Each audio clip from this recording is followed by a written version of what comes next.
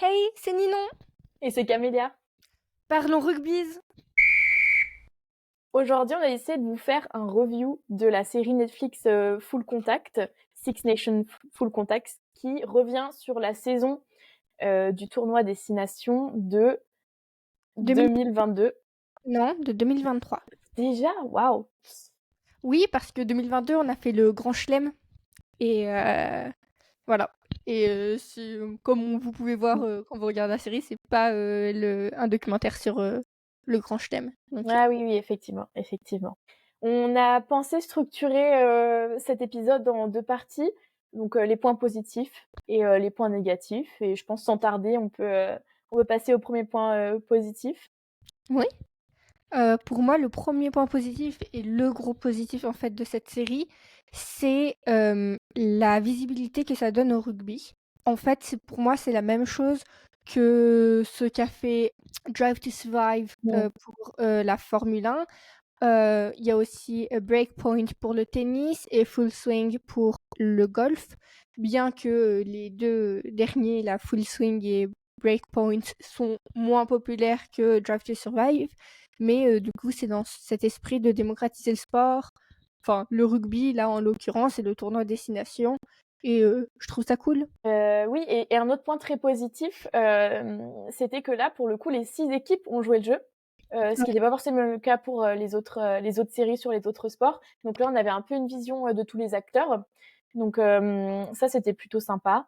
Ouais, Et on ouais, ouais. avait l'impression d'être avec ces joueurs, disons, un peu du campement à chez eux, au match, on va dire, à l'entraînement aussi.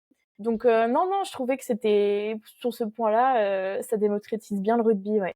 Oui, et puis même pour les gens qui connaissent et qui aiment bien le rugby, c'est intéressant un peu de voir les behind the scenes, Mmh. derrière le rideau en fait. C'est quelque chose qu'on n'a pas forcément. En France, on l'a un peu plus grâce à la série sur YouTube qui est postée par France Rugby qui s'appelle Destin mêlé, que je vous recommande vachement si vous aimez bien le rugby et l'équipe de France. Il y a Destin mêlé pour l'équipe de France masculine et féminine. Féminine, ça s'appelle pas Destin mêlé, mais c'est aussi très très très très cool. Donc là, c'était intéressant de voir comment l'Irlande y fonctionne, Mmh. de leur point de vue, comment ils voient les autres équipes, et la même chose en fait pour les 6 nations. Quels sont leurs enjeux aussi que nous en France, on sait quels sont les enjeux de l'équipe de France parce que c'est notre pays. Mais peut-être l'Italie, nous on est là, oh ils font que perdre, mais en fait eux, leurs enjeux sont différents. Mmh. Leur but c'est pas de faire le grand chelem parce que objectivement ils savent qu'ils peuvent pas le faire, hein. Oui, puis je trouvais qu'ils avaient fait participer, pas mal de monde à côté, d'assez positif. On avait des commentateurs et même des commentatrices, ce qui est Mhm. pas forcément donné au rugby. Donc j'ai trouvé qu'il y avait, disons une sphère où plusieurs acteurs pouvaient s'exprimer. Un truc qui m'a fait rire, c'est pas un point positif ou négatif, mais quelque chose qui m'a fait rire, c'est dans l'épisode sur l'Irlande avec Andrew Porter, comment il décrit Winnie Antonio, et comme ça, là, Mmh. ouais, ils le mettent, toi, t'as la musique en mode c'est un monstre, etc. On dirait Non, juste mais un gros humain. de façon générale, la musique était vraiment super. Ça faisait une bonne ambiance et puis ça mettait un bon rythme. Les matchs, c'était très stressant. Ça faisait très trailer, faut aller jusqu'au bout, Ouais, ouais. confrontation épique. Alors bon, à ne pas abuser, mais franchement, Mhm. c'est, enfin, à regarder en train de faire quelque chose ou à côté, ça fait passer le temps, quoi. Ouais, ouais, ouais. Ouais, et ce qui m'a fait plaisir aussi, c'est que je vais comparer beaucoup Full Contact avec Drive to Survive parce que je regarde les deux Mm. et je connais les deux sports aussi bien l'un que l'autre. Donc je pourrais comparer avec Full Swing, je connais rien au golf, et le tennis, je m'y connais un peu, mais pas du tout assez bien pour avoir un commentaire intéressant de la série. Mm. Mais du coup, un des gros problèmes dans Drive to Survive qu'il y avait, les saisons précédentes, la saison 6 ça va mieux, c'était que, en fait, dans l'épisode, t'avais une grande partie de l'épisode, c'était juste genre le résumé et les highlights de la course, du Grand Prix. Et Mm. du coup, t'étais un peu là, en fait, si j'ai envie de voir ça, je vais sur YouTube et je Mm, ouais, regarde ça, quoi. J'ai ouais. pas besoin qu'on me refasse de revoir la saison. Moi, ce que j'ai envie de voir, c'est les derrière, encore les behind the scenes, les discussions que nous on voit pas, etc. Et là, j'ai trouvé que c'était très bien fait dans Full Contact, où les matchs ne prenaient pas une trop grande partie de l'épisode, où c'était pas un épisode de 45 minutes. Sur les 45 minutes, c'était à 20 minutes de résumé de match. Parce Oui, que non, je non, l'ai vu le ça match. pour le coup, oui. Après, bon, on reparlera. Moi, j'ai un petit point négatif sur la gestion de qu'est-ce qui est montré, qu'est-ce qui est pas montré. Oui. Mais voilà, une chose qui a été montrée et que j'ai trouvé super, c'était dans l'épisode qui couvrait le match Irlande-Écosse Mhm. et où il y a eu un focus sur Ben White et il parlait du fait que lui, en tant que joueur, bah, il était nerveux, il avait beaucoup de pression. Il y avait aussi des moments où les joueurs parlaient de leurs blessures. Et ça, Oui. c'est super parce que en fait, c'est des choses qui ne sont pas forcément montrées dans les médias. C'est pas quelque chose que tu politises quand tu veux promouvoir ton équipe au monde non plus. Donc je pense que c'est une réalité. Un Ouais. mec qui joue au rugby ou une meuf qui joue au rugby et qui te dit qu'avant un match, elle a pas peur ou qu'elle a pas peur de se prendre des plaquages, ça n'existe pas à n'importe quel niveau. C'est toujours, c'est toujours mais nerveux en fait dans les vestiaires et ça, je trouve que c'est assez bien montré aussi. Mmh. Oui, c'est vrai, et je rajouterais même que je trouve qu'il y a un focus dans certains épisodes sur la santé mentale qui est génial, parce que Mmh. dans les sports, c'est vraiment un manque qu'il y a en fait de... Il y a une espèce d'omerta autour de la santé mentale. Et là, bah, moi j'ai trouvé personnellement Andrew Porter et Jamie George super touchants là-dessus. Surtout Andrew Porter, de pas te dire, ouais, bah, moi en fait, oui, j'ai des problèmes, etc. Oui. Et c'est vrai qu'ils ont tous les deux une histoire qui est assez touchante. J'avouerais être plus touchée par Andrew Porter que par Jamie George, mais les deux Mmh. étaient vachement touchants, et je trouve que le discours qu'ils amenaient était important, et je suis contente que ils aient eu des épisodes qui étaient dédiés à ça. J'ai trouvé que c'était important, des discussions importantes à mettre en avant. Je suis aussi d'accord. On avait 2-3 joueurs qui allaient à la retraite aussi. Ça a été traité, le fait que voilà, ils appréhendaient ce moment-là, Oui. eux qui ont grandi avec le rugby toute leur vie, qu'est-ce qu'ils font après? Tu perds une grosse partie de ta socialisation et cetera et cetera. C'est aussi des gros points dans la carrière, des joueurs pour lesquels on porte un peu moins attention. Ouais, ouais. Hem, mmh, Bah, mmh, en fait, surtout dans les sports de haut niveau comme ça, où mmh, en fait tu commences très jeune à t'entraîner beaucoup, beaucoup, pour une carrière qui au final est pas si longue que ça, mmh, parce que quand t'as 35, 40 ans, tu vas arrêter parce que bah, t'as plus le corps pour, quoi. T'as plus mmh, la physio pour, et c'est normal. Et aussi parce que peut-être t'as d'autres priorités comme ta famille, tes enfants. C'est aussi peut-être dans le cas des humains, leur femme qui peut aussi se développer en dehors de leur carrière de rugbyman, parce que ça, c'est une vraie problématique. C'est tout ce qu'on appelle les WAGs, mmh, ça veut dire Wife and Girlfriend of. Donc il y a des WAGs dans tous les sports, mais ça peut être compliqué pour une personne qui est mariée, pour un partenaire, de vivre son propre truc à côté. Et du coup, c'est vrai que de temps en temps, à la fin de la carrière, il y a cette entente en fait de maintenant c'est à moi de faire ce que je veux avec ma carrière, etc. Mais du coup, pour la personne qui part à la retraite, c'est compliqué, parce que du coup, tu pars à la retraite quand tu as 20 mmh. ans avant tout le monde, en fait, Ouais. et tu te retrouves sans le truc que tu as fait durant toute ta vie. Parce que Oui, tu as c'est travaillé ça. toute ta vie Mmh. pour faire ça. Et puis il Et faut donc, se c'est vrai que ça te réadapter. met un vide. Il faut revenir à la maison. À la maison, il y a une organisation qui marche des fois sans toi, Ah oui. pour certaines circonstances et il faut se réadapter à tout ça. Mmh mh. C'est même pas se réadapter, c'est s'adapter, parce qu'en Mmh. fait, ton focus, c'était pas ça, en fait. Tu n'as Ouais, jamais eu à t'adapter à tout ça.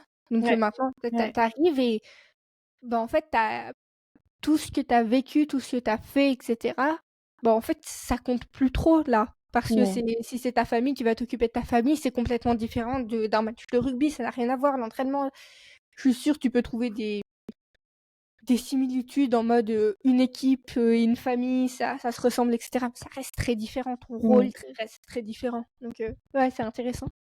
Voilà, est-ce que tu as un autre point positif, Ninon? Bah, j'ai des points qui sont ni positifs ni négatifs, mais juste des petites remarques à faire. Ouais, Ma vas-y. première remarque à faire, c'est on voit bien, je trouve, que la nationalité est quelque chose d'assez ambigu. Mmh. surtout par rapport à l'équipe d'Italie. On voit bien que, les joueurs qu'ils ont sélectionnés, c'est des Italiens, mais souvent par leurs parents ou par leurs grands-parents et du coup, bon, ils ont choisi Varney qui est en soi, lui, est plus gallois qu'italien en soi parce que Oui. il a juste des grands-parents, je sais plus si c'est paternels ou maternels qui sont italiens, Mmh. mais tout comme on pourrait dire Ange Capuzzo, c'est pareil. Ange Capuzzo, il a juste des grands-parents paternels qui sont italiens. C'est pour ça qu'il peut jouer en équipe d'Italie. Ou même Sébastien Negri, qui du coup, lui, vient du Zimbabwe et il a la famille de son père qui est italienne. Et Mmh. donc voilà. Et du coup, bah, eux, ils parlent anglais lors des interviews, etc. Et ça, c'est un truc, c'est très cool, hein. Franchement, cool de montrer cette diversité, etc. Mais un truc qui m'a du coup, moi, personnellement, en tant que personne française, un peu irritée, c'est que du coup, bah, Galtier, il parle en français durant les interviews, Antoine Dupont aussi, mais c'est normal qu'il parle français parce Mmh. qu'ils peuvent s'exprimer plus facilement en français et du coup ils peuvent plus contrôler ce qu'ils vont dire en français et l'image qu'ils renvoient. Donc c'est pas ça mon problème. Mais c'est juste ça renvoie un peu encore l'image stéréotypée du français qui sait pas parler anglais. Tu vois, ça fait un peu ah Ah oui, ouais. il sait parler anglais mais par contre les français Mmh. toujours pas. Alors que non, c'est juste que Negri et Varney, leur langue maternelle, c'est pas l'italien et du coup c'est plus simple pour eux de s'exprimer en anglais et Mmh. le sélectionneur italien à l'époque n'était pas italien. Et du coup, aussi, c'était plus simple de s'exprimer en anglais. Donc Mmh. voilà, ça c'était un petit truc qui j'ai Bah, trouvé ça intéressant. moi, je pense que ça va vers un autre point qui est plutôt négatif. Je trouve que la gestion de la langue dans cette série est pas au top. Parce que déjà, tous les commentaires de match sont donnés du point de vue anglais. Je veux dire, c'est intéressant quand ils parlent de l'Angleterre, parce ils sauront peut-être les enjeux mieux. Mais je trouve que du coup, ça a fait des représentations un peu stéréotypées sur le terrain des Anglais qui commentent des autres équipes. Donc bien sûr, c'est de leur point de vue. Alors qu'en vrai, je sais pas trop comment ça marche en termes d'autorisation, mais ça a été des matchs qui ont été couverts dans tous les 6 pays, dans leur langue natale. Et c'est pas compliqué de rajouter des sous-titres. Netflix le fait déjà de façon constante. Euh, donc ça, c'est le premier point. Ensuite, au niveau du sous-titrage, j'ai trouvé que ça allait pas tout le temps entre ce qui était sous-titré, ce qui n'était pas sous-titré. Alors moi, je l'ai essayé en français et en anglais aussi, en mettant les sous-titrages, pas les sous-titrages. Alors est-ce que c'est un bug de Netflix? Je sais pas, mais ça marchait pas tout le temps. Et même des fois, il y avait un sous-titrage qui nommait une des femmes de joueurs en tant que woman, donc en tant que juste femme, sans donner de prénom, sans contexte. Donc bon, je sais pas ce qui s'est passé, mais je trouvais que il y aurait pu avoir un peu plus de travail sur effectivement, pourquoi pas faire que les joueurs parlent en plus de langues, puisque les sous-titrages sont là, et travailler un peu plus sur les sous-titrages. Mm. Oui, je crois me rappeler que sur l'épisode qui parle de la France, ou qui est Ouais, focalisé sur la France, je crois que c'est l'épisode 4, je suis pas certaine, mais il me semble. Et ben, il me semble bien qu'il y a des images de France 2. Il me semble bien d'accord, avoir ouais, reconnu le logo de France 2. mais Mais pas la voix, pas la voix. non, non, pas la Mm. voix, pas les on n'entend pas Mathieu Lartaud, par exemple. Donc ça veut dire qu'il y a eu une autorisation d'utilisation d'images, mais, Ouais. mais du coup pas de voix. Alors ça me paraît étonnant, quoi. Mm. Oui, ou bien ils se sont dit que, comme le programme est un programme anglophone, enfin Mm. anglophone, produit par des Anglais, etc., Mhm. et que Netflix est une société américaine, ils se sont dit on va faire la base que tout soit en anglais, sauf les trucs où c'est pas vraiment entre guillemets possible que ce soit en anglais. Tu vois ce que je veux dire? Un peu par exemple, encore une fois, je vais comparer avec la Formule 1, mais la Formule 1, les pilotes, t'en as que, j'ai envie de te dire, 5 sur 20 dont l'anglais est. Non, 5, 8. 8 plutôt, j'ai oublié les Australiens, désolé. Mais 8 environ, peut-être un peu moins, qui dont l'anglais est la langue natale. Mm. Mais pourtant, tous les autres, donc il y a 2 Espagnols, il y a 2 Français, un Monégasque, etc., ils parlent en anglais. Et je pense qu'il est. Alors qu'il serait plus à l'aise, je pense, en français. Enfin, Charles Mm. Leclerc, il va être plus à l'aise en français. Mm, clairement. Pareil pour Piastri. Ouais. Pareil. pour Ocon, etc. Mmh. Mais ils parlent en anglais parce que la baseline, ça va être, de parler en anglais pour que ce soit accessible plus de monde possible. Et je pense que là, Netflix, ils sont partis un peu pareil.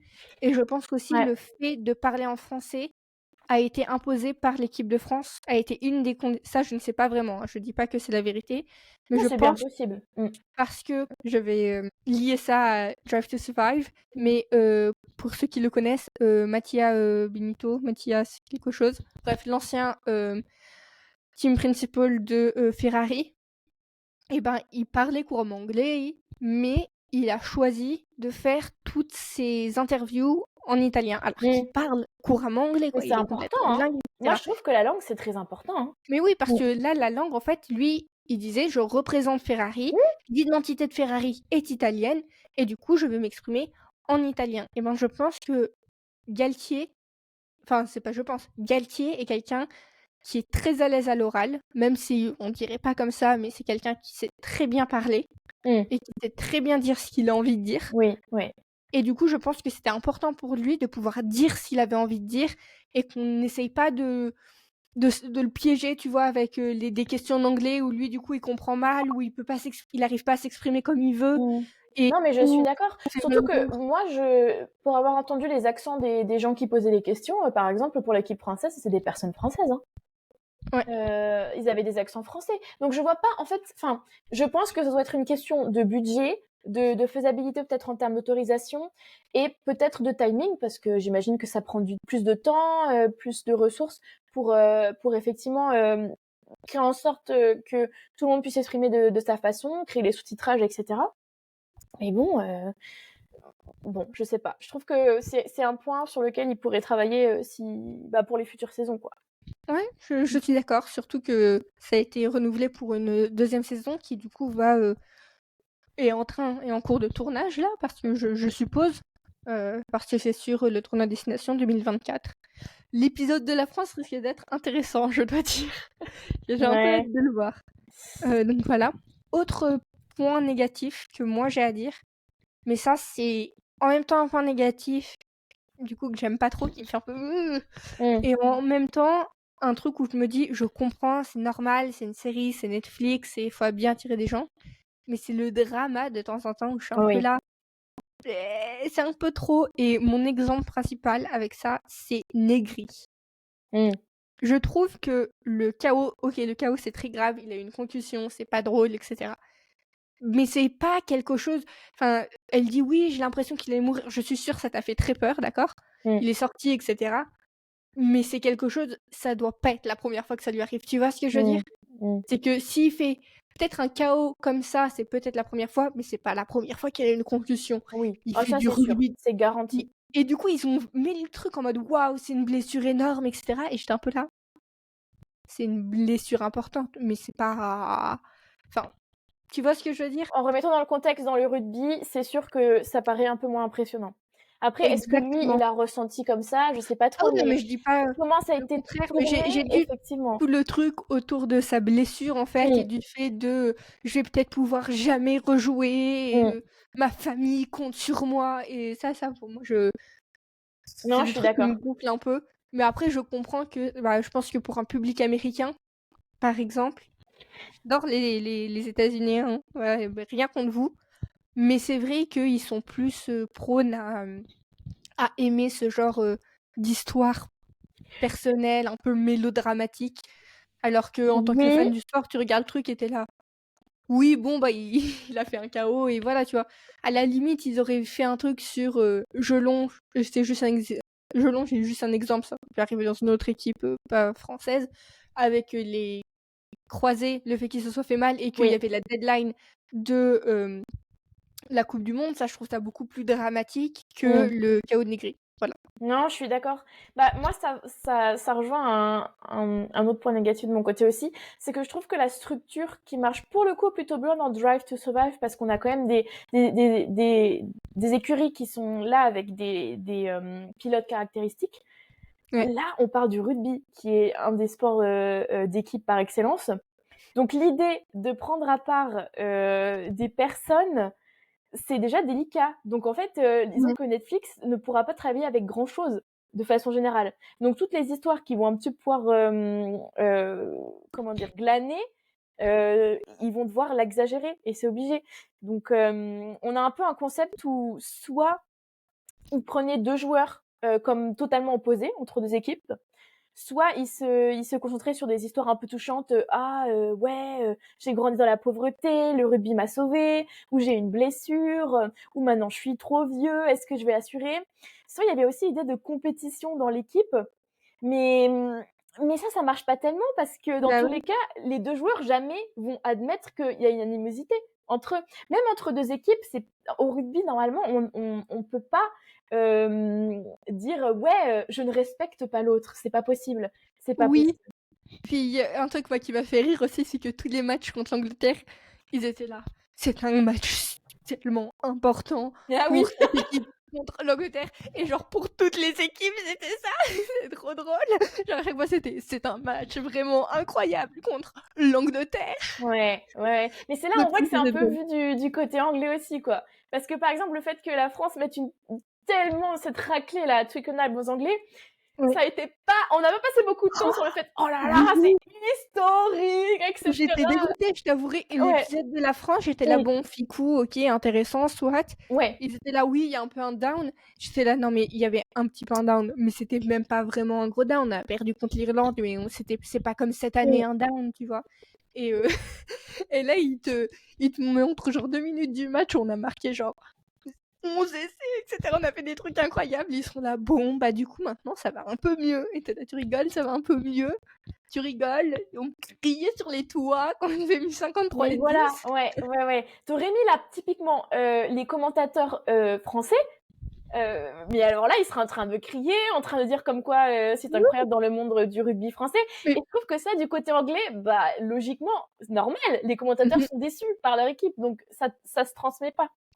surtout quelque chose qui est intéressant, c'est qu'en fait, peu importe la langue, la passion, tu la ressens. Un Mmh. exemple encore, je vais prendre Drive to Survive, je vais prendre la Formule 1. Si vous ne l'avez pas encore remarqué, je suis une grande fan de Formule 1. Mais du coup, en 2020, Pierre Gasly, donc un pilote français, un des 2 pilotes français en F1, gagne à, Monza. Donc Monza, c'est, le circuit, le Grand Prix d'Italie. Et ça faisait depuis les années 90 que les Français n'avaient pas gagné, Mmh. qu'un Français n'avait pas gagné un Grand Prix. Et en gros, Julien Faro, je crois qu'il s'appelle le commentateur sur Canal+, a donné tellement d'émotions, il était là: «Allez Pierre, c'est le dernier virage!» et cetera. Bref, l juste entendre donne la chair de poule et quand tu regardes sur les réseaux sociaux, moi, il y a plein de fois où, bah, cet extrait, du coup de Canal+ avec le commentateur, Mmh. français repasse et ben, tu regardes les commentaires et les commentaires, ils sont quasiment tous en anglais et c'est pas forcément des commentaires de Français qui sont juste là: «Waouh, les frissons, la passion du sport» parce que Mmh. tu le ressens et Bah, surtout c'est quand ça. ton équipe, elle gagne comme ça, Mmh. donc c'est vachement dommage de pas l'avoir inclus. Mais oui, surtout quand en vrai, je suis désolée, c'est une réjouissance qui est partagée par toutes les autres équipes. Bah oui. Voilà, quand on bat l'Angleterre, tu peux être sûr que l'Irlande, l'Italie, l'Écosse, le Pays de Galles, et cetera est content aussi. Donc je veux dire, bon, d'avoir un peu vécu du côté des Anglais, c'est un peu contre-productif et l'avis de la minorité, quoi. Mmh. Oui et aussi pour revenir à ton point sur, la rivalité, dans l'équipe, Mmh. en fait, surtout l'idée de l'équipe, c'est vraiment d'avoir une cohérence, Mmh.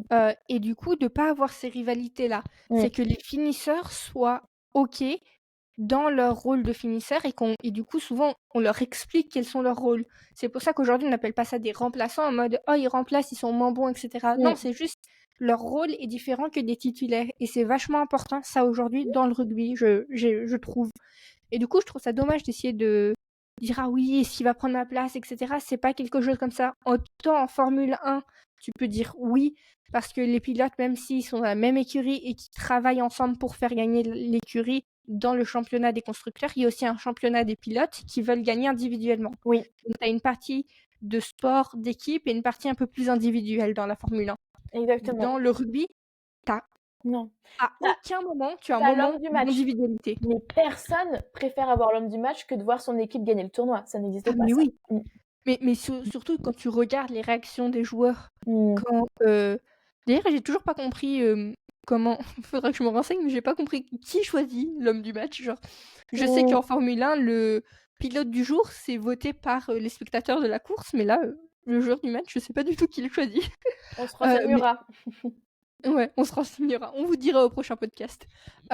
Mais oui, mais du coup, pour continuer sur ma lancée, quand tu regardes les réactions de l'homme du match, quand les joueurs, ils apprennent qu'ils sont l'homme du match, ils sont pas en train de genre de sauter en disant: «Waouh, je suis l'homme du match, trop bien!» Ils font une petite interview après en disant: «Merci, c'est gentil, je Ouais, suis l'homme c'est du match» ça.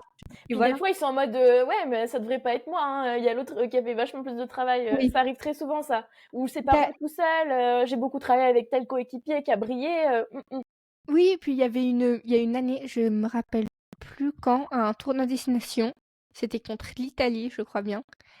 Et donc une équipe contre l'Italie, t'as quelqu'un de pas de l'Italie, de l'équipe adverse qui a homme du match et en Mmh. fait, il a trouvé que Ange Capuzzo avait fait tellement un bon match qu'il va lui donner la médaille de l'homme Oh du ouais, match. Je me ouais. rappelle avoir vu cette là. C'est tellement beau comme geste, c'est Mais tellement voilà, en bien fait, de enfin, le rugby. rugby, c'est vraiment ça, quand vous voyez les joueurs échanger leur maillot, «Ah ouais, OK, c'est dégueulasse, ils ont sué là-dedans pendant 80 minutes, blablabla». Non, mais c'est un geste qui est nécessaire, ça Mmh. montre un respect mutuel, l'idée qu'on s'admire, des 2 équipes et je trouve que c'est des beaux gestes qu'il faut garder Ouais, pour je le suis coup. d'accord. Peut-être pas en temps de Covid, mais bon.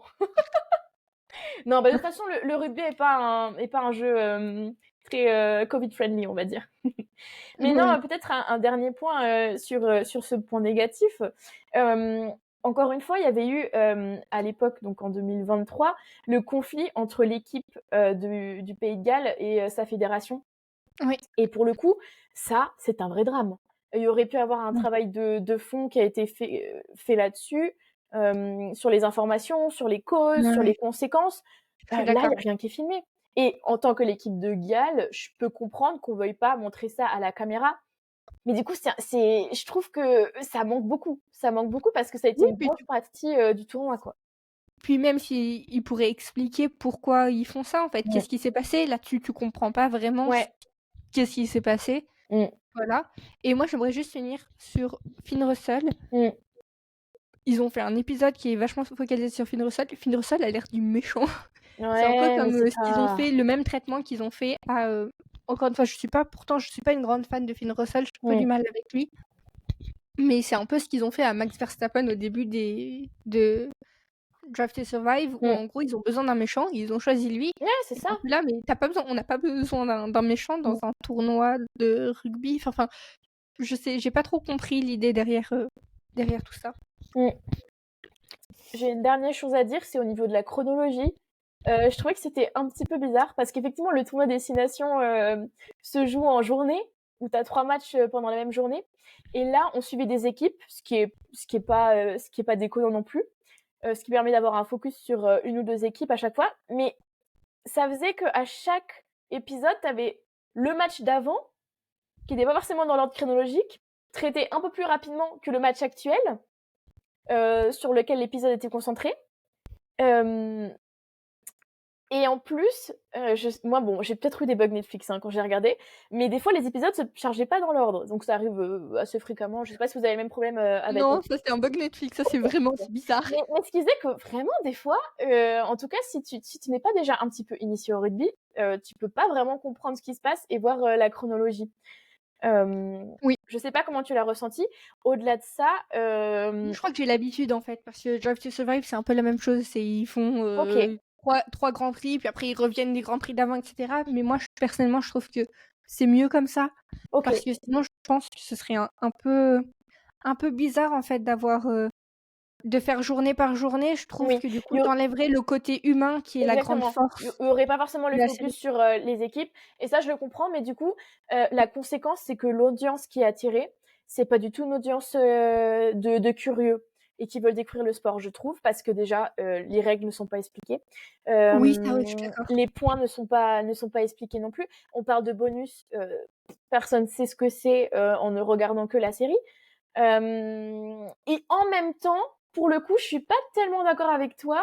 En tant que personne qui connaît beaucoup sur le rugby, on n'apprend pas tellement de choses. Donc en fait, l'audience se restreint avec pourquoi pas les gens qui ont découvert le rugby par la Coupe du Monde et veulent un petit peu rattraper ce qui s'est passé pendant les tours à destination et s'initier un peu plus. Mais c'est ni des très confirmés, ni Alors, des débutants. moi, j'ai pas appris grand-chose, mais Mm. en tant que fan de rugby, c'est comme Drive to Survive Mm. encore, je n'apprends pas grand-chose en regardant Drive to Survive, Mm. mais j'ai des moments que j'aurais pas vu autrement, tu vois, genre le change your fucking car and you change your Oui, car. Genre, je savais que la réunion, oui, elle existait, je savais que, voilà, parce qu'ils en avaient parlé publiquement, etc., mais ouais. j'avais pas ce mime, cet audio. Oui, oui. Et, euh, et du coup, euh, et du coup, là, c'est un peu pareil, tu vois, les moments à la Mm. plage où ils jouent, tu vois vraiment la Non. camaraderie entre les joueurs, c'est génial et c'est pas quelque chose que tu vois forcément sur le terrain, etc. Donc, c'est juste ça, Certes, moi, que j'ai bien aimé. certes, mais Mais c'est des petites pépites sur des épisodes assez longs, quoi. Donc, oui, donc mais après, je suis d'accord mm, que. Après, moi, tout le truc, l'animosité entre Gregor Townsend et Finn Russell, je n'avais pas trop suivi, donc ça, j'ai un peu appris. mm, Mais voilà.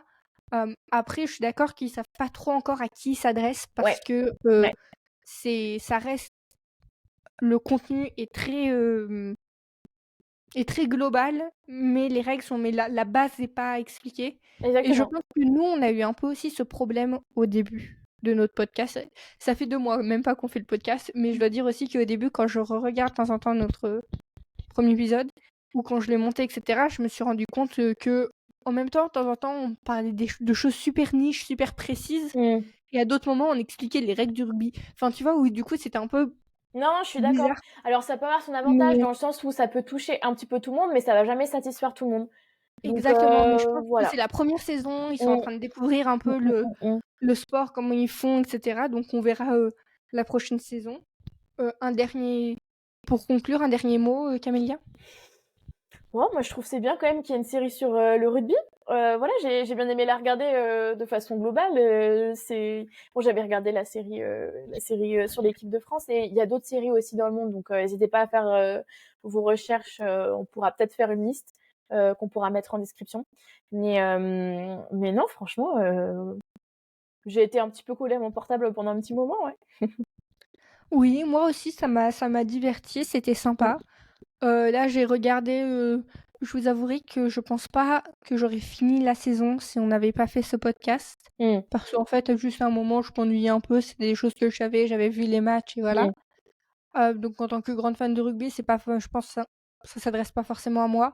Mais encore une fois, c'est comme Drive to Survive où là, cette année, bon, il y a la mm, saison 6 qui est sortie. Il y a 10 épisodes. J'ai regardé les épisodes qui m'intéressaient avec voilà, les histoires qui pouvaient m'intéresser. Là, pour l'année prochaine, je pense que je ferai sans doute la même chose avec la deuxième saison, où je regarderai les épisodes sur la France, sur l'Irlande, ou je sais pas, l'épisode qui m'intéresse. Si mm. l'épisode sur l'Irlande parce qu'il gagne tout m'intéresse pas, bon bah, je le regarderai pas, quoi, je sais pas. Mais pour initier les gens au rugby, je trouve ça cool. Voilà, je trouve que c'est bien, Mm. ça donne de la lumière au rugby. Et voilà. Et Ouais, de manière mm, internationale aussi, de manière ouais, à des pays, parce que Netflix est tellement grand que même aux États-Unis, ils connaissent pas le rugby, en Chine, je sais pas s'il y a Netflix en Chine, mais voilà, dans les pays où le rugby est moins présent, et ben, ça peut être génial pour faire un peu plus parler de ce sport. Donc voilà. mm. Donc sur ce, c'était Ninon. Et c'était Camélia. Et on vous fait la bise.